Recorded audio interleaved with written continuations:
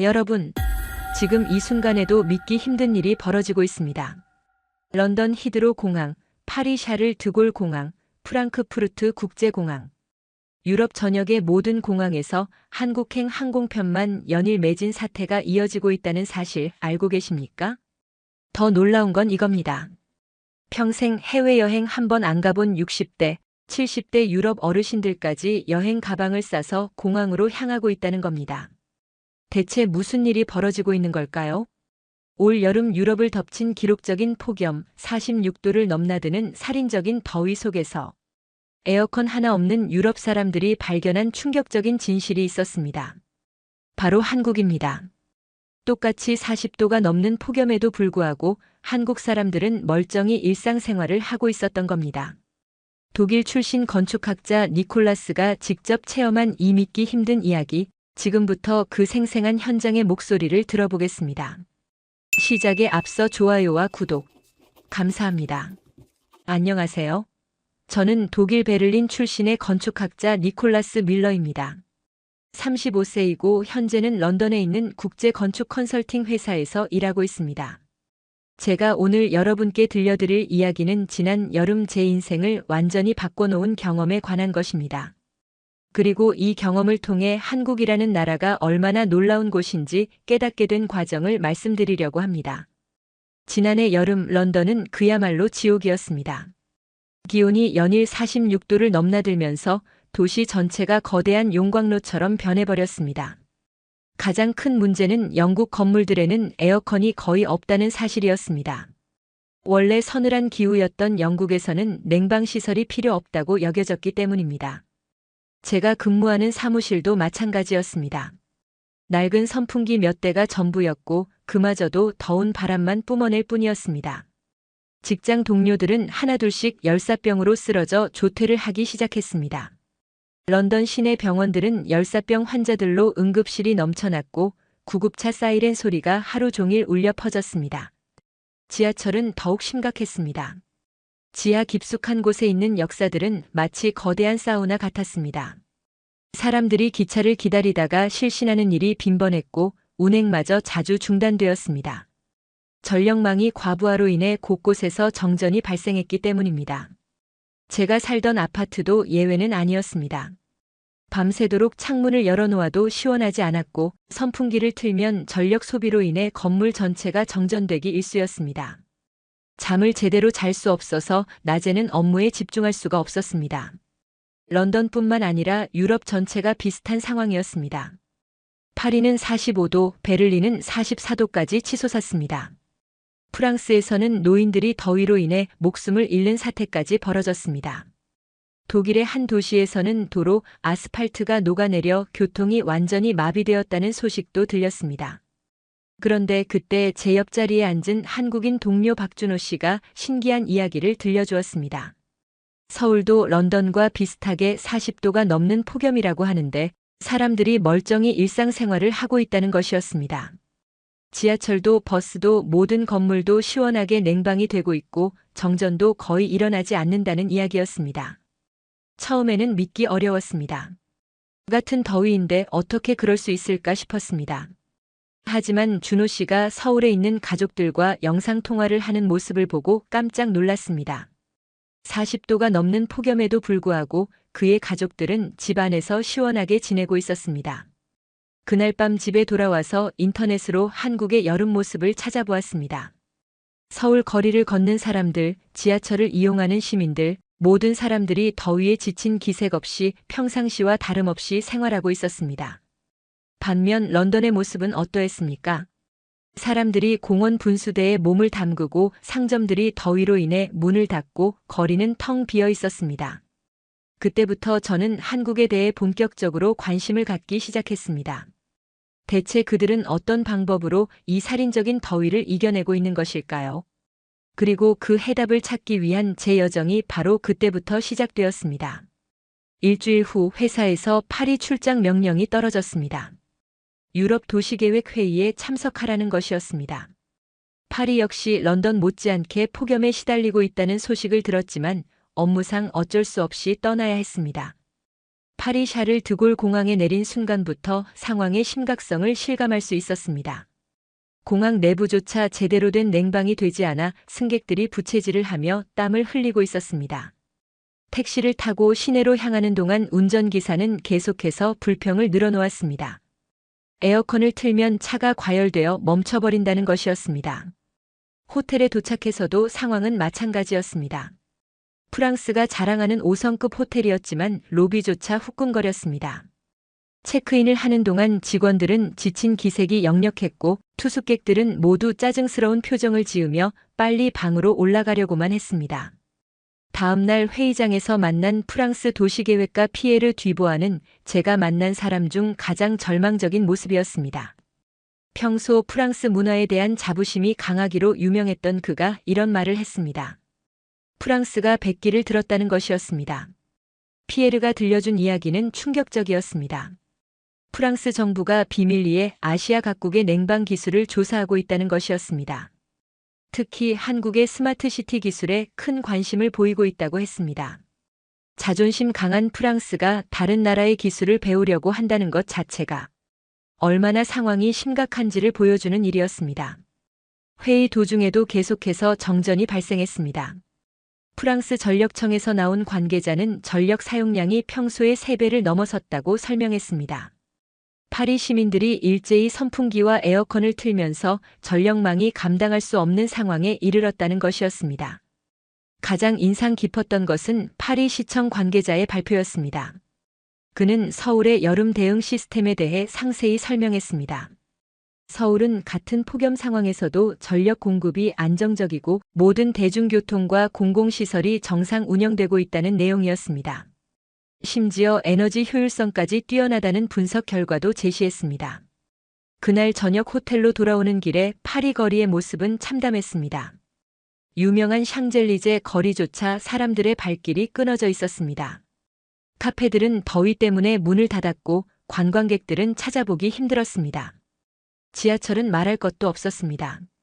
승객들이 기절할까봐 열차 운행 시간을 대폭 줄인 상태였습니다. 호텔 방에서 인터넷으로 다시 한국 상황을 찾아보았습니다.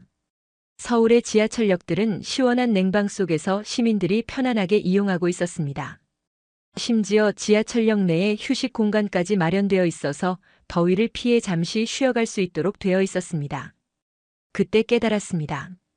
이것은 단순한 기술의 차이가 아니라는 것을 말입니다.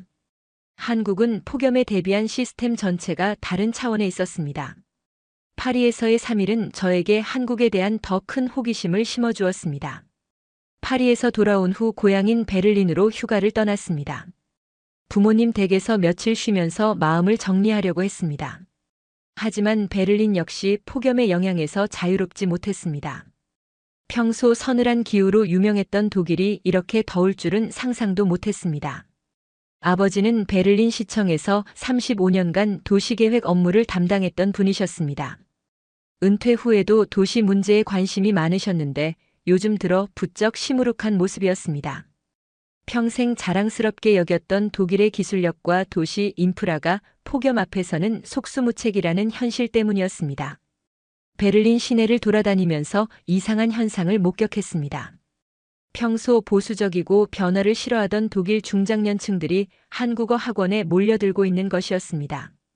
특히 60대, 70대 어르신들까지 한국어 기초반에 등록했다는 소식을 들었습니다. 동네 여행사에 들렀을 때도 놀라운 광경을 목격했습니다. 평소에는 지중해나 알프스 여행 상품이 인기였는데 이번에는 한국 여행 상품만 줄줄이 매진되어 있었습니다. 특히 한국 스마트시티 체험 투어라는 상품은 3개월 대기 상태였습니다. 여행사 직원이 설명해준 내용이 더욱 흥미로웠습니다. 최근 들어 한국 여행을 신청하는 고객들의 연령대가 급격히 높아졌다는 것이었습니다. 젊은이들의 여행이 아니라 중장년층들이 한국의 도시 인프라를 직접 체험해보고 싶어 한다는 것이었습니다. 베를린 대학교 도서관에서 만난 지인을 통해 더 놀라운 사실을 알게 되었습니다. 독일 연방정부에서 한국의 스마트 그리드 기술을 연구하는 프로젝트를 비밀리에 진행하고 있다는 것이었습니다. 폭염 대응 능력에서 한국이 유럽보다 월등히 앞서 있다는 분석 결과가 나왔다고 했습니다. 가장 인상적이었던 것은 베를린 시청 앞 광장에서 본 풍경이었습니다. 더위를 피해 그늘을 찾는 시민들로 가득했는데 그들 중 상당수가 휴대폰으로 한국 관련 영상을 보고 있었습니다. 서울의 시원한 지하철, 완벽한 냉방 시설, 안정적인 전력 공급 시스템을 보며 부러워하는 모습이었습니다. 저녁 식사 자리에서 아버지에게 한국 여행 계획을 이야기했습니다. 하지만 아버지의 반응은 예상과 달리 부정적이었습니다. 동양 기술을 맹신하는 것은 위험하다는 것이 그의 생각이었습니다. 독일의 전통적인 기술력으로도 충분히 해결할 수 있는 문제라고 주장했습니다. 하지만 며칠 후 아버지도 현실을 인정하지 않을 수 없었습니다. 베를린 시내 곳곳에서 정전이 발생했고 지하철 운행이 중단되는 사태까지 벌어졌기 때문입니다. 평생 독일 기술을 신뢰해왔던 아버지에게는 큰 충격이었습니다. 그날 밤 아버지는 조용히 말씀하셨습니다. 한번 직접 확인해 보는 것도 나쁘지 않겠다고 하셨습니다. 하지만 여전히 의구심은 남아 있었습니다. 정말 한국이 우리보다 뛰어날 수 있을까 하는 의문이었습니다. 드디어 한국행 비행기에 몸을 맡겼습니다. 12시간의 비행 끝에 인천국제공항에 도착했을 때 첫 번째 놀라움이 기다리고 있었습니다. 밖은 39도의 폭염이었지만 공항 내부는 마치 봄날처럼 시원하고 쾌적했습니다. 공항에서부터 느낄 수 있었던 것은 시스템의 완전함이었습니다. 입국 심사부터 수함을 찾는 곳까지 모든 공간이 일정한 온도로 유지되고 있었습니다. 런던이나 파리 공항에서 경험했던 답답함이나 더위는 전혀 느낄 수 없었습니다. 공항 철도를 타고 서울 시내로 향하는 동안 더 큰 충격을 받았습니다.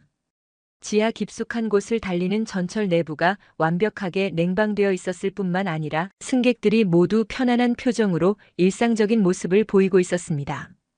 유럽에서는 상상할 수 없는 풍경이었습니다.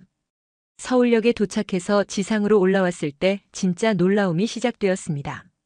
40도를 넘나드는 폭염 속에서도 거리 곳곳에 설치된 쿨링 시스템들이 시민들에게 시원함을 제공하고 있었습니다. 버스 정류장마다 에어컨이 설치되어 있었고 지하철 입구에는 더위를 식혀주는 미스트 시설이 가동되고 있었습니다. 호텔로 가는 택시 안에서 운전기사에게 들은 이야기가 더욱 인상적이었습니다. 서울시에서 폭염 대응을 위해 도시 전체에 스마트 냉방 시스템을 구축했다는 것이었습니다. 실시간으로 온도를 측정해서 필요한 곳에 즉시 냉방 서비스를 제공하는 시스템이라고 했습니다. 가장 놀라웠던 것은 전력 시스템의 안정성이었습니다. 이렇게 많은 냉방 시설이 동시에 가동되고 있는데도 정전이 발생하지 않는다는 사실이었습니다. 유럽에서는 에어컨 몇 대만 틀어도 전력망이 불안해지는데 한국은 도시 전체가 냉방되고 있으면서도 전력 공급이 안정적이었습니다. 호텔에 도착해서 확인한 것은 더욱 놀라운 사실이었습니다. 객실의 냉방 시스템이 인공지능으로 제어되고 있었습니다. 실내 온도와 습도를 자동으로 조절해서 가장 쾌적한 환경을 유지해주는 시스템이었습니다. 에너지 효율성까지 고려한 스마트한 기술이었습니다. 저녁에 명동 거리를 걸어보면서 더욱 감탄했습니다. 수많은 사람들이 거리를 활보하고 있었는데 그 누구도 더위에 지친 기색을 보이지 않았습니다. 상점들은 모두 정상 영업을 하고 있었고 카페와 식당들도 손님들로 가득했습니다. 지하철을 이용해보니 정말 놀라웠습니다. 러시아워 시간대였는데도 지하철 내부가 시원하게 유지되고 있었습니다. 승객들이 많았지만 불쾌한 느낌이 전혀 없었습니다. 런던에서 경험했던 지옥 같은 지하철과는 완전히 다른 세상이었습니다. 그날 밤 호텔 방에서 유럽에 있는 동료들에게 영상 메시지를 보냈습니다. 같은 폭염인데도 한국에서는 이렇게 쾌적하게 생활할 수 있다는 사실을 보여주고 싶었습니다. 동료들의 반응은 믿기 어렵다는 것이었습니다. 첫날 경험만으로도 확신할 수 있었습니다. 한국의 폭염 대응 기술은 유럽보다 최소 10년은 앞서 있다는 것을 말입니다. 둘째 날 준호가 특별한 곳을 안내해 주겠다고 했습니다. 서울시청 지하에 있는 통합관제센터였습니다. 일반인에게는 공개되지 않는 곳이었지만 준호의 지인이 그곳에서 근무하고 있어서 특별히 견학할 기회를 얻었습니다. 지하 5층에 위치한 통합관제센터에 들어서는 순간 마치 공상과학 영화 속 장면을 보는 것 같았습니다. 거대한 스크린에는 서울 전체의 실시간 데이터가 표시되고 있었습니다. 각 구역별 온도, 전력 사용량, 냉방 시설 가동 현황 등이 한눈에 들어왔습니다. 가장 인상적이었던 것은 인공지능 시스템이 실시간으로 전력 수요를 예측하고 있다는 점이었습니다. 기온 상승 패턴을 분석해서 몇 시간 후에 어느 지역에서 냉방 수요가 늘어날지 미리 계산하고 있었습니다. 그리고 그에 맞춰 전력 공급량을 자동으로 조절하고 있었습니다. 관제센터 직원이 설명해준 내용은 더욱 놀라웠습니다. 서울시 전체가 하나의 거대한 스마트 냉방 네트워크로 연결되어 있다는 것이었습니다. 지하철, 버스, 공공건물, 심지어 개인 건물들까지 모두 중앙 시스템에서 효율적으로 관리되고 있었습니다. 특히 인상적이었던 것은 에너지 효율성에 대한 관리였습니다.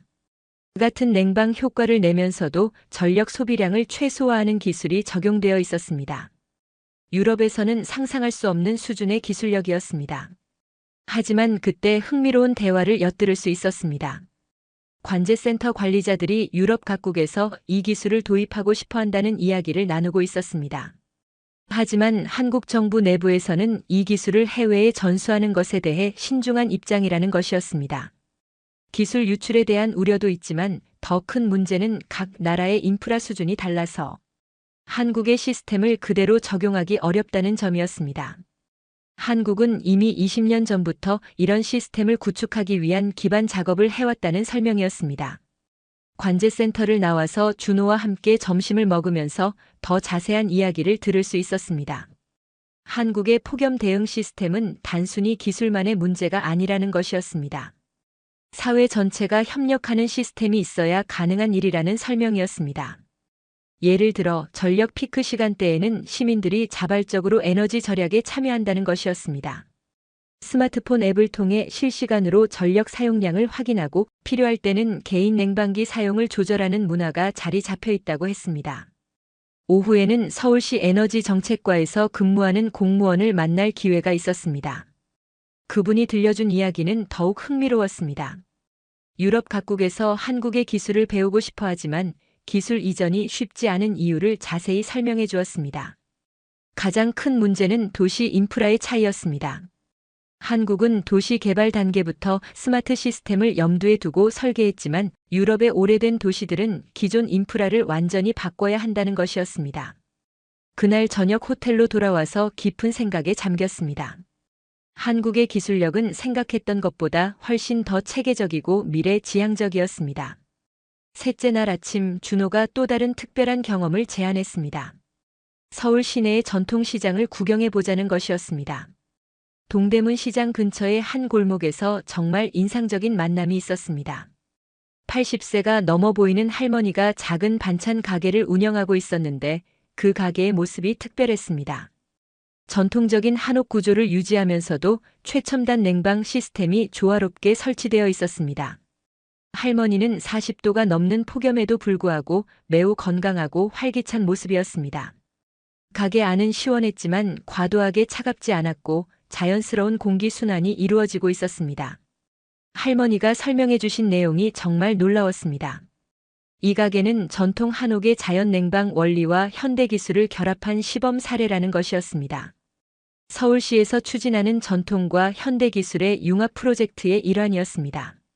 한옥의 구들과 마루 시스템이 자연스러운 공기 순환을 만들어내고 여기에 스마트 센서가 결합되어 필요할 때만 최소한의 인공 냉방이 작동되는 시스템이었습니다.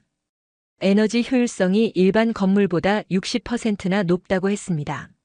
할머니는 젊은 시절부터 여름 더위를 이겨내는 전통적인 방법들을 잘 알고 계셨습니다.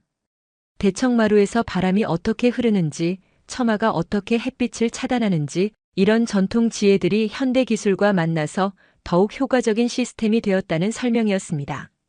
가장 인상적이었던 것은 할머니의 철학이었습니다. 자연과 싸우지 말고 자연과 함께 살아가는 방법을 찾아야 한다는 것이었습니다. 한국의 폭염 대응 기술도 이런 철학에서 출발했다고 하셨습니다. 시장 곳곳을 돌아보면서 더 많은 것을 발견할 수 있었습니다. 전통 시장이지만 곳곳에 스마트 냉방 시설이 자연스럽게 설치되어 있었습니다. 상인들과 손님들 모두 더위를 걱정하지 않고 일상적인 장보기를 하고 있었습니다. 한 과일 가게 아저씨는 흥미로운 이야기를 들려주었습니다.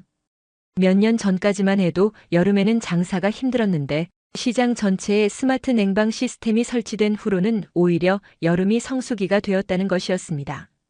특히 놀라웠던 것은 에너지 비용이었습니다. 이렇게 효과적인 냉방 시스템을 운영하면서도 전력 비용이 예전보다 오히려 줄어들었다는 것이었습니다. 효율성이 그만큼 뛰어나다는 증거였습니다. 오후에는 서울의 한 전통 한옥마을을 견학했습니다. 북촌 한옥마을이었는데 여기서도 비슷한 기술들을 볼 수 있었습니다. 600년 된 한옥 건물들이 현대적인 스마트 시스템과 완벽하게 조화를 이루고 있었습니다. 관광 안내원이 설명해준 내용에 따르면 이런 기술들이 전 세계 건축가들의 주목을 받고 있다고 했습니다. 전통과 현대의 조화라는 측면에서 한국만이 가능한 독특한 접근법이라는 평가를 받고 있다는 것이었습니다. 그날 저녁 다시 할머니 가게를 찾아가서 더 많은 이야기를 들었습니다.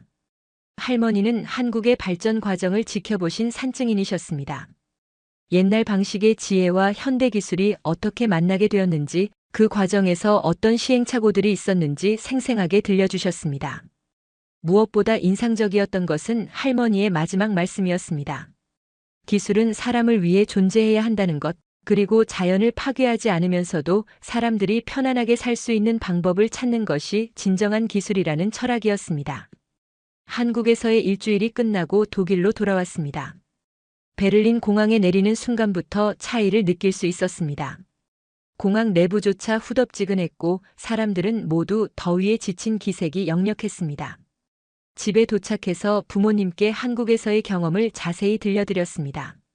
특히 아버지에게는 휴대폰으로 촬영한 영상들을 보여드렸습니다. 서울의 시원한 지하철, 완벽한 냉방 시설, 그리고 폭염 속에서도 평상시와 다름없이 생활하는 시민들의 모습이었습니다. 처음에 아버지는 반신반의하는 표정이었습니다. 영상이 조작된 것은 아닌지, 아니면 특별한 장소만 보여주는 것은 아닌지 의심스럽다는 반응이었습니다. 하지만 제가 찍은 수십 개의 영상을 차례로 보여드리자 점차 표정이 달라지기 시작했습니다. 가장 충격적이었던 것은 서울 지하철 영상이었습니다. 러시아워 시간대에 촬영한 영상이었는데 수많은 승객들이 탄 지하철 내부가 완벽하게 냉방되어 있었고 그 누구도 불편해하는 기색이 없었습니다. 베를린 지하철의 참담한 현실과 비교되는 장면이었습니다. 아버지가 가장 놀라워한 것은 통합관제센터 영상이었습니다. 도시 전체를 하나의 시스템으로 관리하는 기술력을 보시고는 말문이 막히셨습니다. 35년간 도시계획 업무를 하면서도 이런 수준의 시스템은 상상해 본 적이 없다고 하셨습니다. 며칠 후 아버지는 놀라운 결정을 내리셨습니다. 직접 한국에 가서 확인해 보겠다는 것이었습니다. 평생 해외여행을 꺼려 하셨던 분이 75세의 나이에 한국행을 결심하신 것은 정말 큰 변화였습니다. 하지만 문제가 생겼습니다. 항공편을 예약하려고 하니 이미 몇 달 후까지 모든 좌석이 매진된 상태였습니다. 여행사 직원의 설명에 따르면 최근 들어 유럽 전역에서 한국행 항공편 수요가 폭증했다는 것이었습니다. 특히 독일에서 한국으로 가는 승객의 연령대가 급격히 높아졌다고 했습니다. 평소 해외여행을 하지 않던 중장년층들이 대거 한국행을 예약하고 있다는 설명이었습니다. 폭염 대응 기술을 직접 체험해 보려는 사람들이 늘어났기 때문이었습니다. 아버지는 실망하셨지만 포기하지 않으셨습니다. 여러 항공사와 여행사를 수소문한 끝에 한 달 후 출발하는 비행기의 대기 명단에 이름을 올릴 수 있었습니다. 취소표가 나오기를 기다리는 상황이었습니다. 그 사이에 베를린의 상황은 더욱 악화되었습니다. 연일 계속되는 폭염으로 도시 전체가 마비 상태에 이르렀습니다. 지하철 운행이 중단되고 정전이 빈발하며 병원은 열사병 환자들로 넘쳐났습니다. 아버지는 매일같이 시청 동료들과 만나서 대책을 논의했지만 뾰족한 해결책을 찾지 못했습니다. 독일의 전통적인 기술력으로는 이런 극한 상황에 대응하기 어렵다는 것을 인정하지 않을 수 없었습니다. 그러던 중 드디어 한국행 항공편에 빈자리가 생겼다는 연락이 왔습니다. 아버지는 망설임 없이 예약을 확정하셨습니다. 평생 보수적이었던 분이 이렇게 적극적으로 나서시는 모습이 저에게는 큰 감동이었습니다. 출발 전날 아버지는 제게 말씀하셨습니다. 이번 여행이 단순한 관광이 아니라 독일의 미래를 위한 중요한 조사라고 생각한다는 것이었습니다. 한국의 기술을 배워서 독일에도 적용할 수 있는 방법을 찾아보겠다는 의지를 보이셨습니다. 아버지와 함께 떠난 한국 여행은 정말 의미 깊은 경험이었습니다. 인천공항에 도착한 순간부터 아버지의 눈빛이 달라지는 것을 느낄 수 있었습니다. 75세의 나이에도 새로운 것을 받아들이려는 열린 마음을 보여주셨습니다. 첫째 날 서울 시내를 돌아보면서 아버지는 계속해서 감탄사를 연발하셨습니다. 독일에서는 상상할 수 없는 완벽한 냉방 시스템, 안정적인 전력 공급, 그리고 시민들의 여유로운 모습에 깊은 인상을 받으셨습니다. 특히 지하철을 이용했을 때 아버지의 반응이 인상적이었습니다. 베를린에서 경험했던 지옥 같은 더위와 비교하며 이것이 바로 진정한 도시 인프라라고 감탄하셨습니다. 35년간 도시계획 전문가로 일했지만 이런 시스템은 처음 본다고 하셨습니다. 둘째 날에는 서울시청 관계자들과 만날 기회가 있었습니다. 아버지의 경력을 고려해서 특별히 기술 설명회를 마련해 주었습니다. 한국의 스마트 그리드 기술, 인공지능 기반 전력 관리 시스템, 그리고 효율적인 냉방 네트워크에 대한 상세한 설명을 들을 수 있었습니다. 아버지가 가장 놀라워한 것은 시스템의 통합성이었습니다. 개별 건물이나 시설의 냉방이 아니라 도시 전체를 하나의 거대한 냉방 시스템으로 관리한다는 개념 자체가 혁신적이라고 평가하셨습니다. 셋째 날에는 전통시장의 할머니를 다시 찾아뵈었습니다.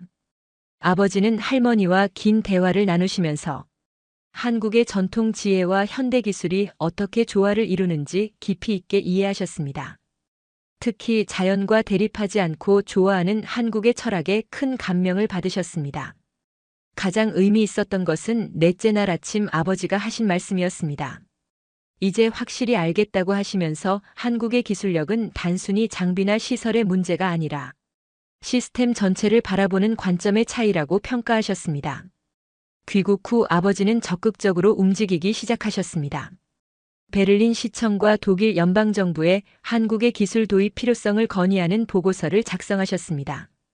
은퇴한 몸이지만 독일의 미래를 위해 마지막 봉사를 하겠다는 의지를 보이셨습니다. 몇 개월 후 놀라운 소식이 들려왔습니다. 독일 정부에서 한국과의 기술 협력 프로젝트를 공식적으로 추진하기로 결정했다는 것이었습니다. 아버지의 보고서가 상당한 영향을 미쳤다고 했습니다. 저 역시 이 프로젝트에 참여하게 되었습니다. 독일과 한국을 오가며 기술 전수와 적용 방안을 연구하는 업무를 맡게 되었습니다. 제 인생에서 가장 의미 있는 일이라고 생각했습니다. 한국에서의 경험은 저와 제 가족뿐만 아니라 독일 전체에 새로운 가능성을 열어주었습니다. 폭염이라는 글로벌 위기 앞에서 한국이 제시한 해결책은 전 세계가 주목할 만한 성과였습니다. 지금도 유럽 각국에서는 한국의 기술을 배우려는 움직임이 계속되고 있습니다. 한국행 항공편은 여전히 예약하기 어려운 상황이고 한국어 학원에는 중장년층 수강생들이 늘어나고 있습니다. 제가 경험한 한국의 위대함은 단순한 기술력을 넘어서는 것이었습니다. 미래를 내다보는 해안, 자연과 조화하는 지혜, 그리고 시민들의 협력 정신이 만들어낸 종합적인 성과였습니다. 이제 저는 확신을 가지고 말할 수 있습니다. 전 세계가 직면한 기후 위기의 해답 중 하나가 바로 한국에 있다는 것을 말입니다. 오늘 사연은 여기까지입니다. 독일 건축학자가 한국 폭염 대응 기술에 감동한 스토리 어떠셨나요? 사연의 주인공에게 응원의 댓글을 남겨주세요. 지금까지 감동정거장에서 사연 전해드렸습니다. 사연이 마음에 드셨다면 좋아요와 구독 부탁드립니다. 시청해주셔서 감사합니다.